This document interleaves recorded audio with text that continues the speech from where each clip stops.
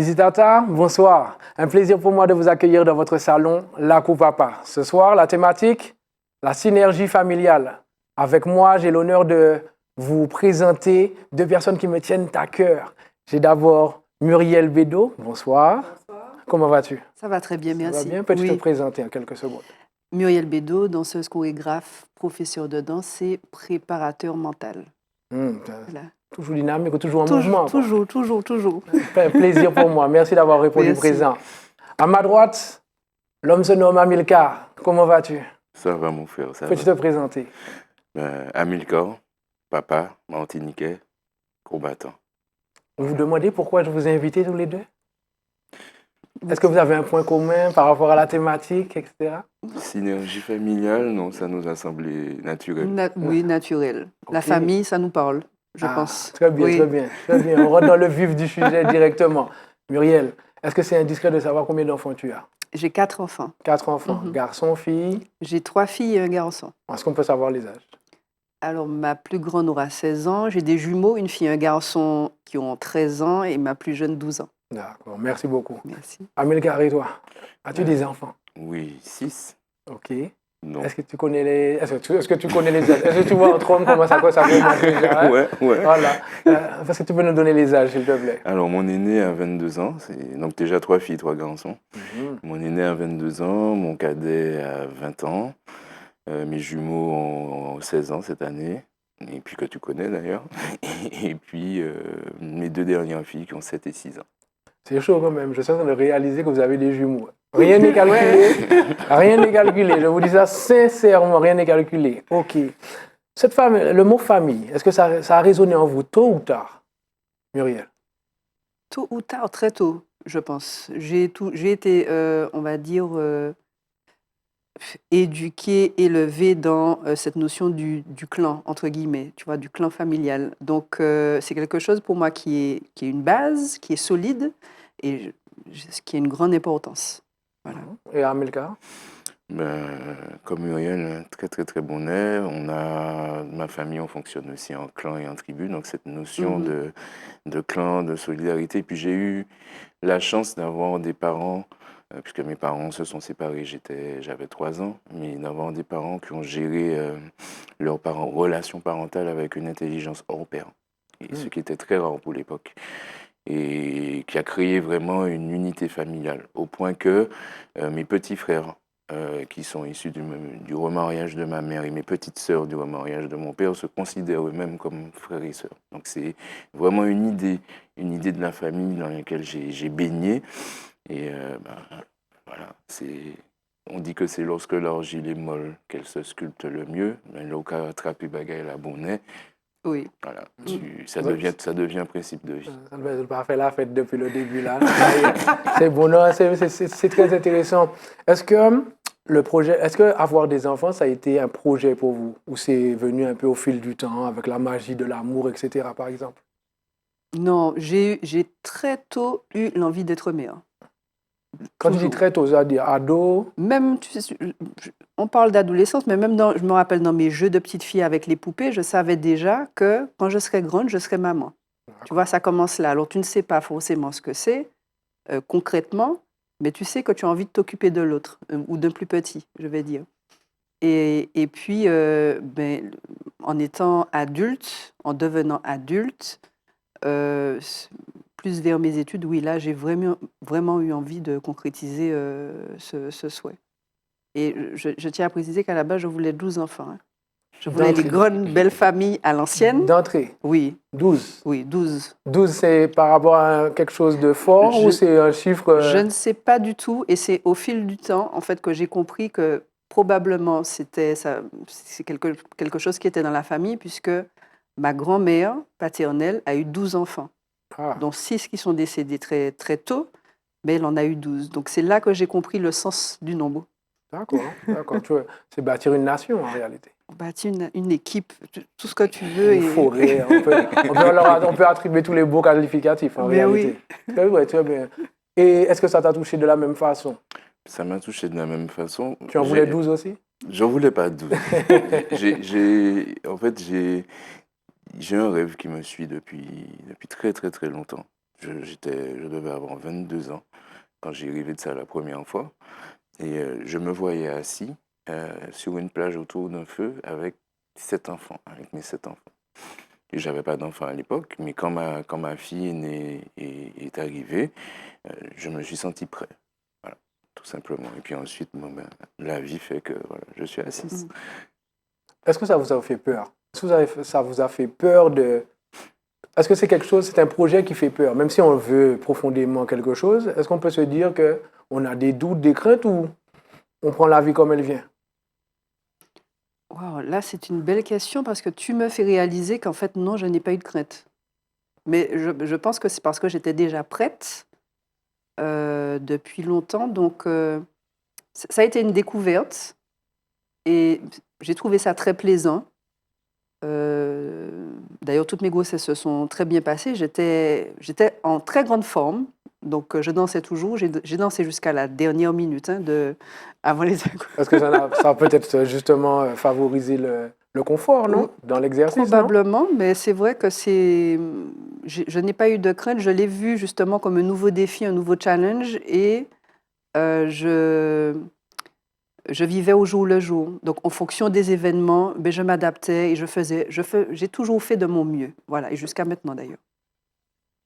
Amilcar, est-ce que tu as eu des craintes par rapport à cette envie de voir, de ce petit moment plage avec tous les enfants? Est-ce que ça t'a interpellé quelque part? Pour moi, c'est un total alignement avec la vision du monde que j'ai créé. Non, j'ai pas eu de crainte. Ça a pu arriver à certains moments, voilà, par rapport à des événements de vie que tu te demandes si c'est le bon moment pour toi. Mais non, j'ai pas de crainte, non. Vraiment, ça me semble la plus naturelle des façons de vivre Et son être parent humanité. aujourd'hui pour vous, comment vous le définissez? Est-ce que la définition d'hier, c'est celle d'aujourd'hui? Maintenant que vous les avez, même si maintenant que vos rêves sont concrétisés, est-ce que c'est la même définition du début? Question très... Je te laisse Moi, j'aime les questions, moi, mais les autres transpirer. Faut que les autres soient titac. Faut que les autres soient titac. Non, ok, souhait. Nous toujours aimer souhait. Mais en fait, est-ce que c'est la même... J'avais pas de définition. C'est-à-dire que je suis né dans une vision, j'ai toujours eu des repères masculins forts, des repères féminins forts, donc je n'avais pas de crainte. Après, dans mon histoire de vie, bon, moi, je sais aussi que j'ai pas eu 6 enfants avec la même maman, mais mes 6 enfants ont la conscience profonde d'être de la même tribu. Et c'était ça qui était important pour moi, que quelles que soient les configurations, parce qu'on est à un moment où beaucoup de choses évoluent, les repères familiaux, les positionnements de couple, etc. Il y a plein de choses qui sont en pleine évolution, mais il y a des lois pour moi. Il y a des lois qui font partie des lois du cosmos ordonné, hein, et qui, elles, sont préservées et sont à préserver. Et ça, cette synergie, justement, qui est le thème de l'émission, ça fait partie de ces lois. Et quelles que soient nos configurations, il faut qu'on se mette dans des configurations pour bien comprendre que ce lien-là, qui unit nos enfants, est le centre des choses. Alors, pourquoi j'ai l'impression de vous poser les mêmes questions? Parce que vous avez à peu près les mêmes situations en termes les jumeaux, etc. Ouais. Je trouve ça quand même magique, je trouve ça beau, je suis content. Bienvenue dans mon salon. Est-ce que j'ai l'impression que vous avez quasiment les mêmes perceptions? C'est-à-dire on le découvre, oui. La même simplicité dans l'envie de fonder une famille, j'allais dire fonder une nation, parce que moi, pour moi, c'est la même chose, selon moi en tout cas. Est-ce que tu as eu cette même sensibilité? La même sensibilité, et je vais rajouter que tu as parlé de définition, je définis le parent maintenant comme un accompagnateur, ce qui n'était pas le cas pour moi dans la vision d'avant, puisque j'avais l'impression que le parent était le guide, c'est-à-dire qu'il savait tout. Il fallait répondre on va dire, à ses conseils, à ses exigences, alors que je découvre avec mes enfants, j'ai découvert en fait dès ma première fille que, ah non, en fait, tu es à ses côtés et tu essaies d'entendre au mieux et d'écouter les besoins de ton enfant. En gros, ce sont tes formateurs, en fait. Ce sont mes formateurs. Et c'est quelque chose voilà, que je répète depuis quelques années. Là, je suis vraiment convaincue. Les enfants n'arrivent pas par hasard dans une famille. Ils viennent guérir des choses qu'on ne voit pas ou qu'on n'a pas, on ne s'est pas penché dessus suffisamment tôt. Et donc, je prends mon rôle comme ça maintenant. Je suis juste l'accompagnateur. Vous voulez aller où? Vous voulez faire quoi? OK, on y va. On s'organise. On s'organise. Non, c'est beau. Je trouve ça puissant ce que vous me dites. Mais Je suis un peu ému parce que je ne m'attendais pas à tout ça tout de suite là. Hein? Tu voulais dire quelque chose? Oui, mais c'est par rapport à ce qu'elle dit, c'est exactement ça. C'est ce que j'ai découvert aussi. On n'est pas des guides. Parce que dès les mêmes, c'est yo. Et en fait, chacun de mes enfants est venu répondre à quelque chose chez moi. Et à partir du moment où tu as compris, tu peux chercher. Hein. C'est pas toujours évident parce que tu es toi-même dans tes propres problématiques mentales. On a nos croyances, et etc. des croyances. On a nos expériences de vie aussi. Exactement. Mais par contre, je sais que quand j'ai eu 18 ans, j'avais lu un livre de Khalil Gibran qui s'appelle Le Prophète et dans lequel il parle des enfants. Qu'est-ce que les enfants? Et il raconte que, voilà, que nos enfants ne sont pas nos enfants, que ce sont les filles et les fils de la vie et qu'en fait, ce sont les flèches et nous sommes les archers. Mais tout va se passer entre le moment où on va pouvoir tendre correctement l'arc et lâcher. Mais en fait, je croyais que c'était à 18 ans, mais en fait, c'est lorsqu'ils sortent que la flèche est lancée. C'est pas lorsqu'ils partent vers leur propre destinée, c'est lorsqu'ils arrivent dans nos vies que ce sont des flèches. Et là, effectivement, ben, on accompagne. Donc là, je pense que vous allez chambouler différents foyers en disant que vous n'êtes pas des guides. Oui. Je pense que la société, vous savez, il y a cette position de chef qu'on entend souvent dans de nombreux débats. J'aime bien dire que trop de débats tue les débats. Hein. Ça ne tient qu'à moi. Mais est-ce que vous avez, vous, cette perception de chef dans votre vision de la famille? Est-ce qu'il y a un chef? Finalement, moi, je pense que non, vu ce que vous m'expliquez. Parce que est-ce que l'accompagnateur, on peut le considérer comme un chef, par exemple? Ou est-ce que cette notion, elle est importante dans votre perception? Peut-être qu'elle n'a pas sa place non plus. Je ne parlerai pas de chef, mais plutôt... alors, quand je parle de leader, je parle aussi dans le sens que c'est quelque chose que j'apprends à mes enfants aussi. Qu'est-ce que tu veux pour ta propre vie? Comment tu vois les choses? Comment tu vois ton avenir? Et donc, oui, il faut forcément quelqu'un qui prend des décisions. Mais chef... Pour moi, en tout cas, moi, ça ne me parle pas. Je ne me considère pas comme chef, ni comme, je le dis tout de suite, puisque je ne sais pas si on va l'aborder, ni comme potomitan. Tu peux, voilà. Pas de problème. Parce que ça, c'est encore une notion qui fait débat. Pour moi, il est important que chacun prenne sa place dans le foyer. Chacun comprenne c'est quoi la responsabilité, c'est quoi être autonome. Parce que pour moi, c'était une priorité étant seule avec mes enfants, de leur apprendre ce qu'est l'autonomie. Pourquoi leur apprendre l'autonomie? Parce que ça va toujours leur servir pour plus tard, d'être autonome, de savoir comment on fait les choses et de prendre leurs propres décisions. Mais aussi, pour moi, parce que ça me permet de répartir les responsabilités et d'organiser et d'avoir une vie beaucoup plus sereine, en fait. Même si... mais nous sommes tous les 5 à la maison, mais ça s'organise. C'est chez nous, oui. C'est pas chez maman. Exactement, c'est ça. C'est pas voilà, je ne rentre pas chez ma mère, je rentre chez moi, dans notre foyer, et tout se passe avec beaucoup de sérénité. Amilcar, est-ce que cette notion de chef a une importance particulière dans ton rêve, dans ta vision? Non, la notion de chef, en fait, ça c'est encore quelque chose que la prédation dans laquelle nous sommes, l'esprit de prédation qui a présidé à la construction de cette société dans laquelle on est là, nous a appris à fonctionner comme ça. En fait, tu n'es pas chef. Tu peux pas être chef dans l'idée qu'on se fait du chef parce que tu es remis en question en permanence. Tu es remis en question en permanence. C'est vrai. Et même lorsque tu essaies de prendre des positions plus dures, ça m'est déjà arrivé, mais en fait, les enfants parce que tu les as habitués à pouvoir s'exprimer, parce que tu les as habitués en fait à accepter qu'ils puissent te mettre le miroir devant tes incohérences, eh ben en fait, tu n'es pas un C'est vrai. chef. Tu es quelqu'un qui fonctionne avec eux. Tu fonctionnes avec eux, tu apprends. Alors oui, il y a une autorité de fait, parce que on a quand même des devoirs vis-à-vis d'eux qui est lié à leur intégrité physique, à leur intégrité. Mais comme dit Muriel, il faut... Moi, c'est quelque chose que j'ai mis plus de temps à mettre en place, ce petit côté, bon, ce petit côté très protecteur. Et j'apprends justement, j'apprends à moi-même me défaire de ça pour qu'eux-mêmes puissent grandir en autonomie. Mais j'ai pas cette notion de chef. On est une équipe. Parce Une que équipe, oui, je vois plus. ma dernière fille là, elle se met en tête comme mission, il faut qu'elle s'occupe de son papa. Donc elle va être très attentionnée. Papa, est-ce que tu as mangé? Non, il faut que tu manges, etc. Donc j'essaie de dire, c'est pas ton rôle. Mais elle me dit, mais oui. C'est son choix.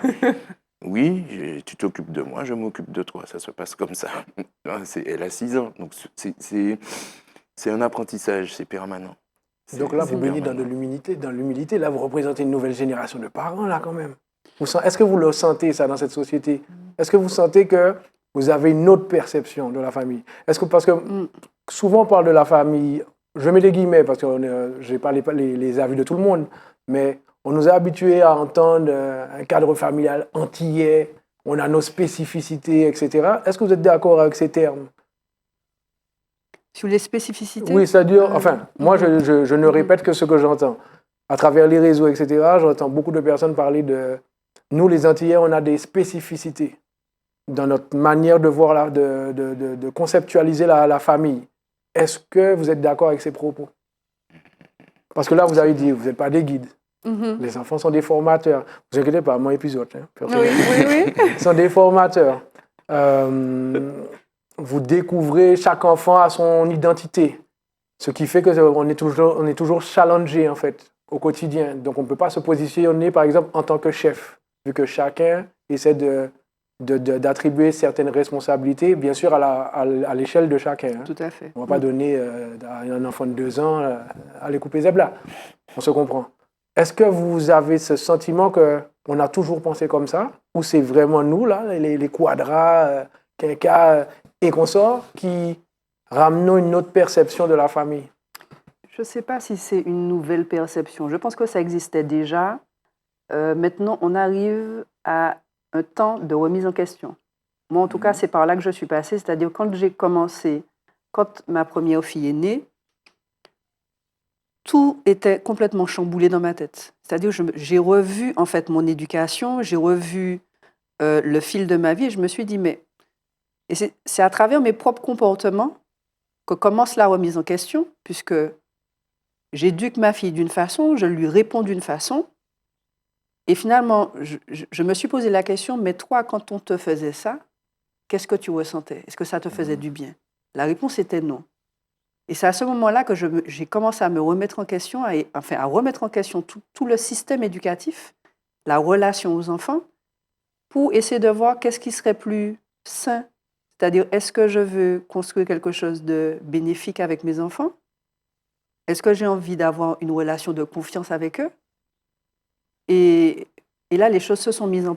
En fait, une fois que j'ai lâché prise sur toutes les injonctions demandées en tant que parent, les choses ont été tellement fluides. C'est-à-dire que tout est venu, toutes les réponses sont venues au fur et à mesure. Et par rapport à ta question sur le modèle familial, je n'en avais pas conscience, mais ce sont mes enfants qui me le disent. Maman, tu réalises que tu n'es pas comme toutes les mamans? Je dis oui. Bon, déjà, il y a 20 000 mamans qui dansent. Enfin, qui dansent, je veux dire, au quotidien. Donc, c'est vrai que par rapport à mon métier, comme je suis dans un métier qui demande de briser certaines limites, en tant qu'artiste, il y a de ces tranchées, en fait. Je vais dire ce qu'on appelle la zone de confort, je n'y suis plus depuis que je suis très jeune, puisque ça fait très longtemps que je fais le métier. Donc, je n'ai pas la même perception non plus. j'ai une autre réalité de ce qu'on peut faire et jusqu'où on peut aller, c'est-à-dire dans le dépassement de soi. Ta réalité a créé de nouveaux codes, selon toi? Tu as tes propres codes, Oui, je pense, oui. si tu as dépassé tu as choisi de dépasser tes limites. J'ai choisi et finalement, ça devient quotidien, c'est-à-dire c'est un fonctionnement. C'est-à-dire que j'ai un autre état d'esprit qui peut être perçu comme étrange ou comme de la folie même. Et comme je dis souvent, bien souvent, c'est dans la folie que l'on trouve les solutions. Mhm. Donc, pour l'instant, de toute l'histoire, ça a toujours été le cas et c'est véridique. Ce qui paraissait fou au départ est une solution sur le long terme. Je vais dire dans certains cas.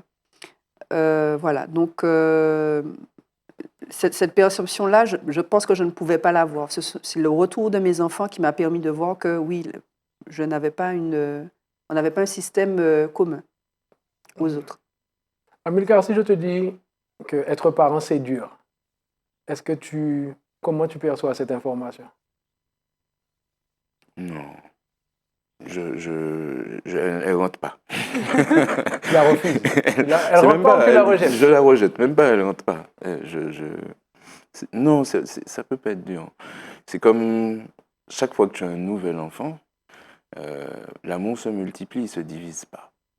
Et quand tu as ça vraiment dans ton codage, dans ta programmation, eh ben, tu n'as pas ces problèmes de sentir les choses dures. Non, le monde dans lequel on est dur pour la logique, pour l'esprit, pour le cœur, pour l'âme. Ce monde-là dans lequel nous évoluons est dur. Mais c'est pas avoir des enfants qui est dur. Non, au contraire, c'est un bonheur quasi permanent. Alors ça ne veut pas dire que c'est simple. Mais la notion de dépassement de soi, c'est ça. Moi, je sais que dans mon expérience de vie, j'ai toujours fonctionné comme ça, sans être du monde artistique, mais j'ai eu différents types de métiers.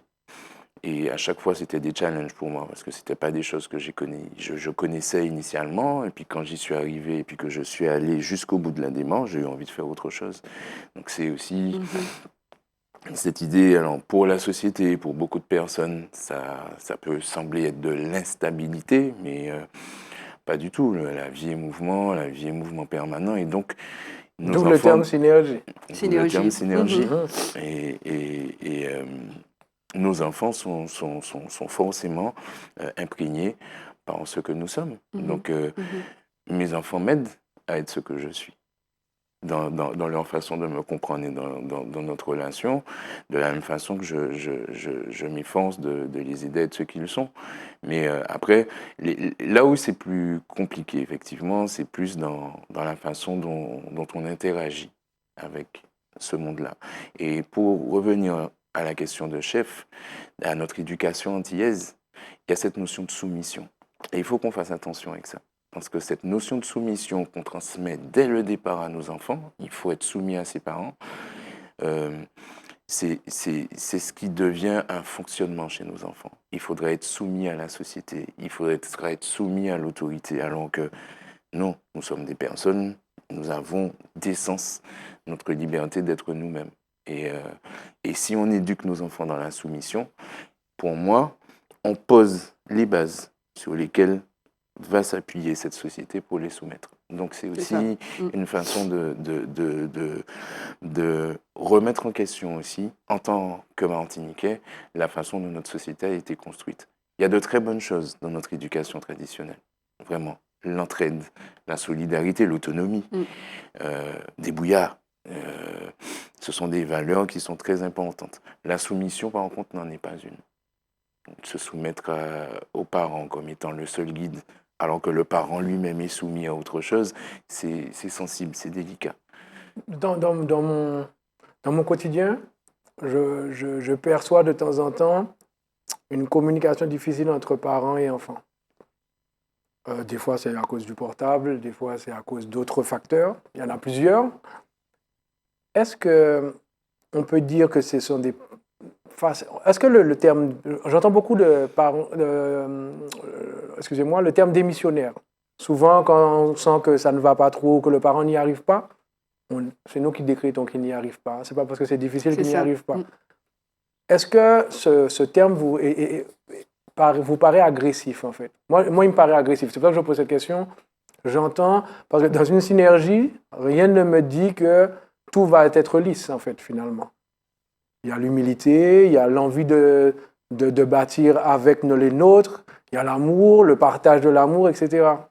Est-ce que quand vous entendez parents démissionnaires, qu'est-ce que vous auriez pu conseiller à un parent qui, soi-disant, n'y arrive pas, en fait? Moi, j'estime qu'il n'est pas démissionnaire, forcément. Mais je pense qu'il y en a quand même. Bon, ça va lever d'autres débats. Est-ce que c'est un terme que vous ressentez dans votre quotidien en tant que parent? C'est-à-dire hors de votre foyer, je dis bien. Est-ce qu'à côté de vous, les gens vous observent, se disent, mais comment elle a tant d'enfants, par exemple, comment elle fait? J'en ai qu'un, il a gratté tête moi. Comment elle est? Vous comprenez ce que je veux dire? Est-ce que vous le ressentez dans le quotidien martiniquais, la difficulté d'être parent? Enfin, oui, de mon point de vue, oui, je le ressens. J'ai des personnes, alors pas forcément proches, mais effectivement, j'ai des personnes que je connais qui sont dans le cas. Et de ce que j'observe, en tout cas, je parle de ce que j'ai vécu pour en parler. Il y a cette notion de charge mentale. Mais tu en parlais tout à l'heure de ce monde, en fait, qui nous entoure. Et malheureusement, ce que l'on appelle la charge mentale est en grande partie due à ce monde qui nous entoure. Si je prends du recul et que je fais la part des choses entre ce qui me concerne, c'est-à-dire ma responsabilité et la responsabilité des autres, il y a beaucoup de choses en fait qui n'existeront plus dans mon monde proche, je veux dire. Et donc, que ce soit dans les familles, que ce soit dans le monde professionnel, il y a beaucoup de personnes, tu parlais de soumission, qui subissent des choses et qui ont des répercussions directement sur la famille. Ce que tu appelles les choses, c'est pression? Dépression, on peut dire de la dépression? De la pression ou de la maltraitance, parce que nous sommes dans une société qui est, je mets des guillemets, mais il faut le dire, maltraitante, que ce soit dans notre rapport physique ou dans la parole, dans les relations, dans la relation aux autres, que ce soit en tant que professionnel, familial, nous sommes maltraitants. Et quand on remet les choses à leur place et qu'on arrive à avoir une relation beaucoup plus saine et beaucoup plus bienveillante, je ne parle pas d'une relation bisounours, ce n'est pas ce que je dis. Je parle de la parole impeccable. D'accord? Je sais ce que je vais dire, je le dis avec clarté et je le transmets aussi à mes enfants. Mais cette charge mentale-là, elle affecte la relation, qu'on le veuille ou non. Si elle n'est pas prise en compte, elle gangrène justement le foyer. Or, tu en as parlé, encore une fois, je reviens sur le monde extérieur. Le monde extérieur est suffisamment violent pour qu'on puisse revenir dans un foyer qui soit également porteur de ce qu'il y a dans le monde extérieur. Non, je reviens dans mon foyer pour être en sécurité. Exact, pour être avec les miens et pour me sentir, je sais que quand je vais revenir là, je vais toujours être en sécurité. C'est ce que voilà, en fait, je te rejoins. Est-ce que l'influence extérieure a énormément de place prend énormément de place quand on a plusieurs enfants? Parce que ce sont des identités différentes, elles ont différents amis, elles rencontrent différentes personnes, etc. Est-ce que ça joue est-ce que ça a un impact sur vous, parents? Alors, de fait, forcément, parce que tout ce qui existe a un impact. Nos enfants ils sont scolarisés, ils ont des amis, ils n'ont pas le même caractère. Ils n'ont pas le même caractère. Non, ouais. Et je pense que Muriel, par rapport aux jumeaux, par exemple, c'est assez intéressant parce que quand tu as des enfants en escalier, donc qui ont des différences d'âge, tu peux toujours te dire que toi, tu es différent. Je n'étais pas la même personne à 27 ans quand j'ai eu ma fille qui a aujourd'hui 22 ans que celle qui a 6 ans aujourd'hui, moi déjà. Donc déjà, moi, j'ai changé. Mais quand tu as des jumeaux qui naissent au même moment, qui ont la même éducation, qui reçoivent le même parent, ma grande fille me dit « Papa, tu es beaucoup plus flex avec les jumeaux que tu n'étais avec moi ». Mais les jumeaux, même entre eux, ne peuvent pas se dire ça. Mais pour autant, chacun d'entre eux a une approche totalement différente, effectivement, de sa relation avec l'extérieur. Et effectivement, on ne peut pas ne pas en tenir compte parce que ça existe. Maintenant, est-ce que c'est un problème? Pour moi, c'est toujours, comme disait Muel, c'est une question d'alignement. Je pense que, avant de savoir si on a un problème de parents, il faut déjà se demander comment on est soi, vis-à-vis de soi-même, comment on se regarde, comment on se Quelle estime vit, on a de nous-mêmes, quoi. Oui. quelle estime on a de nous, quelle confiance on a en nous, et puis quels sont nos ancrages surtout. C'est-à-dire que, bien sûr, le vent souffle autour de nous, ça tourne dans tous les sens, mais quels sont nos ancrages griffantais, comment nous qu'a senti que nous. Et c'est un petit peu pour moi la question du sens de notre passage là. Comme on a dit, mon petit chimère, c'est un peu le sens de notre passage. À quoi ça sert d'être ici, pour faire quoi? Et donc, notre rôle de parent sera forcément défini par l'emprise qu'a le monde sur nous. Et comment on a pu ou pas s'en écarter. Parce que comme disait Muriel, si tu rentres chez toi avec la charge du monde sur ton dos, c'est évident que tu vas ressentir les mêmes difficultés avec tes enfants, dans ton foyer, etc. Ça même indirectement transmettre Et tu vas sans le transmettre vouloir. sans le vouloir c'est ça. à tes enfants. Donc, pour moi, la question du parent, c'est d'abord une question de personne. Si toi, comment tu te sens, la façon dont tu te sens va définir le parent que tu seras, logiquement. Donc, quand il y a des difficultés, moi, c'est mon approche. Quand je sens que j'ai plus de mal à communiquer avec un de mes enfants, j'essaie de comprendre ce qui pose problème chez moi, d'abord. Ce qui fait que, si la communication ne passe pas avec un enfant, c'est pas forcément parce qu'il y a un portable. Ça peut être le portable, mais c'est que je n'ai pas trouvé aussi la façon de me trouver suffisamment intéressant ou de mettre en place quelque chose de suffisamment potalant pour que la communication s'établisse. Une communication, c'est toujours Et puis la toujours deux communication éléments. peut provenir des enfants entre eux, en fait.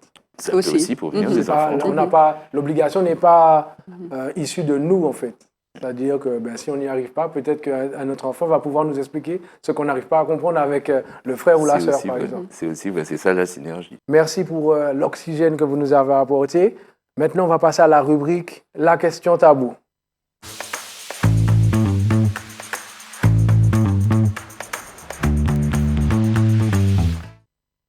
Alors, la question taboue, c'est simple. J'ai besoin de vous faire transpirer un peu. Hein?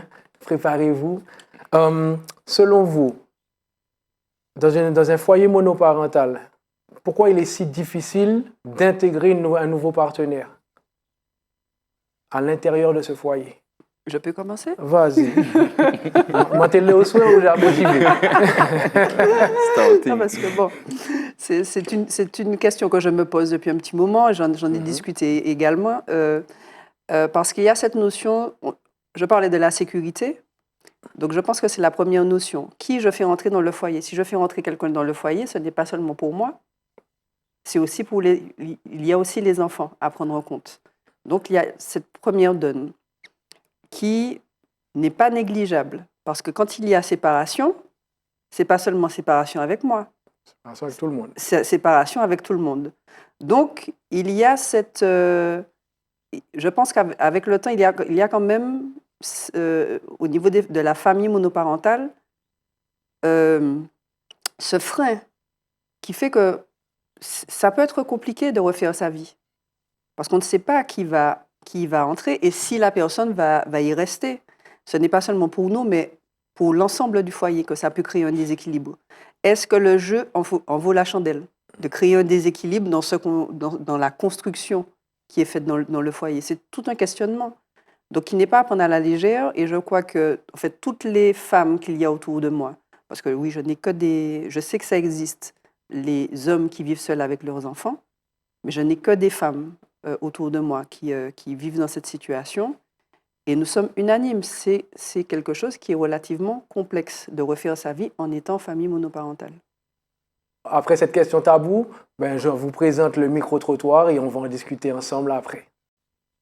pense que cela peut être difficile s'il y a une relation fusionnelle avec l'enfant ou les enfants et qu'il est compliqué pour le nouveau partenaire de trouver sa place dans la nouvelle famille.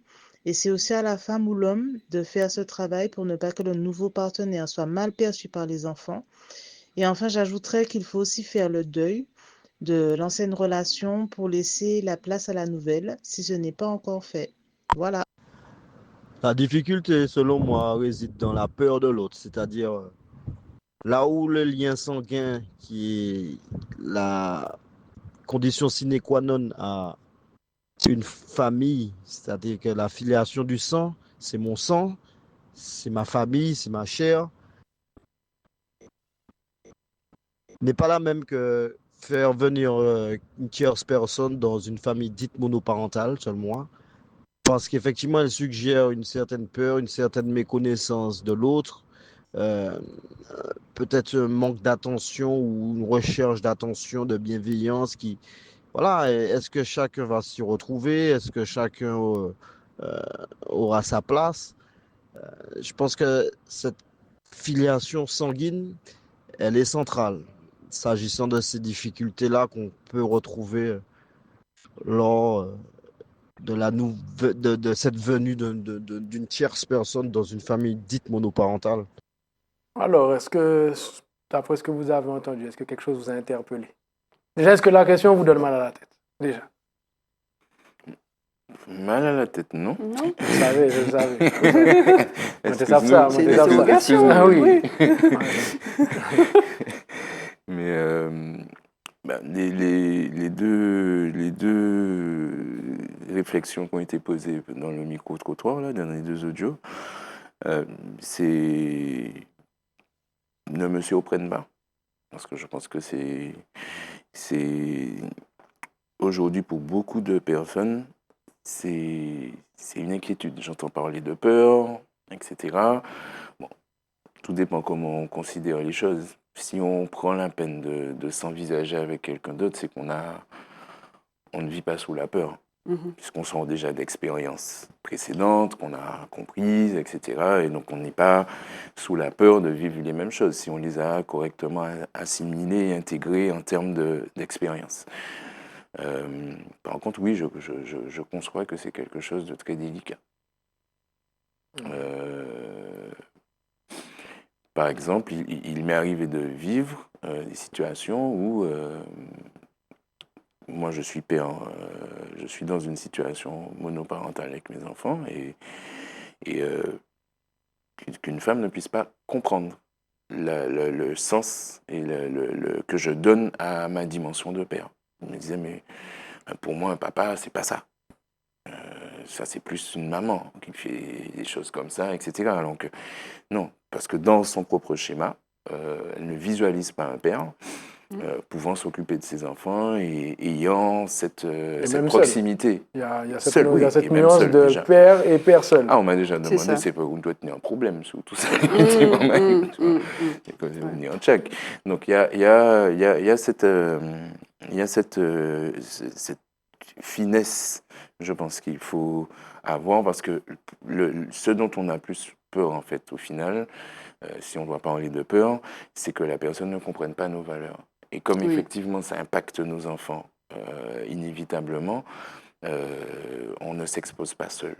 Et donc effectivement, ça demande, difficile, oui, effectivement, parce que ça demande De la réflexion, et puis surtout, certainement pour que ça fonctionne, énormément de communication avec la personne qu'on souhaite intégrer dans la famille. Et réciproquement. Avec les enfants aussi, le flux de communication doit aussi provenir de l'intérieur du foyer. Il faut préparer ces enfants à cette nouvelle venue. Bien sûr. Bien sûr. Bien Ah sûr. oui. Mais d'abord même. D'abord, avant même d'envisager, il faut déjà en discuter. Il faut concertation du clan. Voilà, avant, exactement. C'est vrai, vous avez dit ça depuis le début, un clan. C'est vrai, c'est vrai, c'est vrai. Mais justement, cette concertation du clan, comment ça se passe vite, en quelques mots, pour qu'on comprenne un petit peu? Est-ce que tout le monde a le droit à la parole? Comment on prépare nos enfants à accueillir quelqu'un? Parce que souvent, les gens pensent que l'extérieur, c'est forcément, l'assimile forcément à danger. je préfère mettre des guillemets parce que tout le monde ne représente pas un danger. Maintenant, ça va être notre perception du danger aussi qui va jouer dans notre réflexion. Comment on prépare notre foyer, notre clan à recevoir quelqu'un? Je pense de façon simple. Parce que la personne qui vient, c'est pour vous, en premier lieu. C'est quand même votre connexion.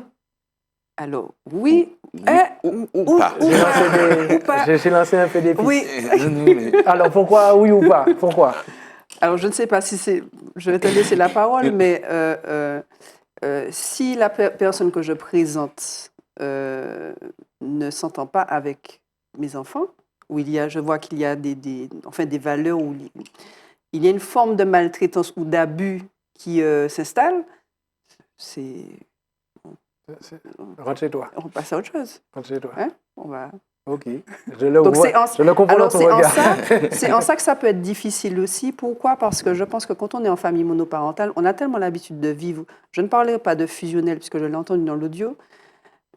Quand on a l'habitude de fonctionner seul, on a une organisation et on a développé des compétences par rapport à cette organisation.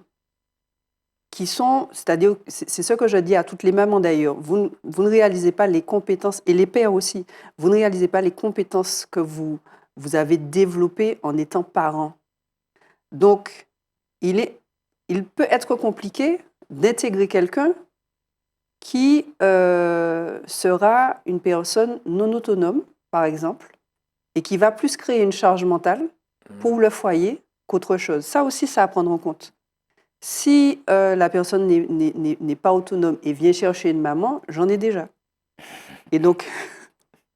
Non, mais c'est vrai. Voilà. Vrai, et donc, ça doit être, on va dire, nous devons être complémentaires et pas une source de charge l'un et pour l'autre. Mais en plus, le clan peut le ressentir. Le clan peut le ressentir, tout à fait. Là, si par exemple, je suis un partenaire et que je ne donne pas d'importance au clan, je suis concentré sur ma partenaire, par exemple, le clan va le ressentir. Bien sûr. Et le clan ne va pas prendre la blague. Il va pas C'est ça le truc. Là, je vais me retrouver face à... Ah, le clan ne prend pas la blague. Non. Le mur va être unanime, elle dit regarde, rentre chez toi. Oui. Oui, mais au-delà de ça, tu disais, si le danger que quelqu'un d'autre peut représenter, est-ce que la personne vient pour toi? Mais en fait, si tu es parent dans une structure monoparentale et que tu vis avec tes enfants, tu es ce parent. C'est-à-dire que la personne qui va s'intéresser à toi peut s'intéresser à toi pour ce qu'elle te trouve dans différents aspects de ta personnalité. Mais si elle passe à côté du fait que dans ton essence même, c'est devenu toi, du fait que C'est vrai. on n'est pas qu'un parent, mais quand on est parent, on est parent. C'est-à-dire que se crée on n'est plus seul. Mais on nous dit on est seul, on meurt seul dans une dynamique spirituelle, oui, mais quand on est parent, on n'est plus seul. De toute façon, si on est parent, si on a ce statut, c'est qu'on n'est plus. Voilà, On n'est plus seul. Donc la personne qui veut rentrer dans donc, ta vie en oblitérant ta dimension parentale a un sérieux problème déjà. Se crée un sérieux problème d'entrer dans la relation. Oui.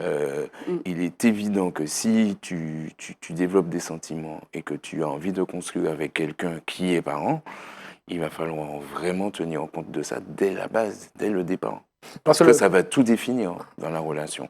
Tu vas pas arriver, et vice-versa, parce que bon, je parle de... Mais si je devais aussi inversement rentrer dans la vie de quelqu'un qui a des enfants, ben c'est cette question-là que je me poserais aussi.